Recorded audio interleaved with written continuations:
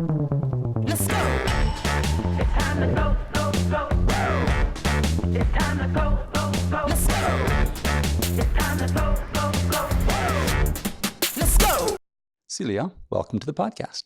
Thank you. The intersection between the position of Indigenous people in society and the position of women in society is profoundly intense, and you see this in Canada, the murdered and missing Indigenous women inquiry and the fiasco around that.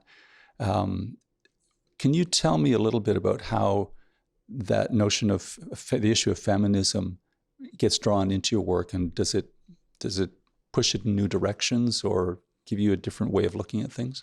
I have to say, when you raise the issue of feminism, I think immediately of a good friend and colleague, Verna St. Dennis, a Cree scholar at the University of Saskatchewan, who has written an article that I use often in my classes called Feminism is for Everybody. I had to be, let me say, very careful in terms of how I was bringing feminism into relations between Indigenous and non-Indigenous people. But how does the university matter to the community?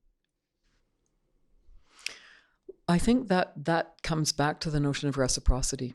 And it is one of the things I've been talking with my own students about lately.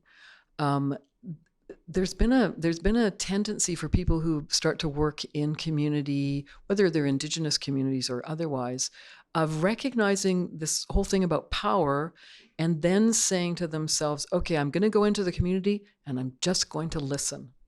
And I'm saying, that's not good enough.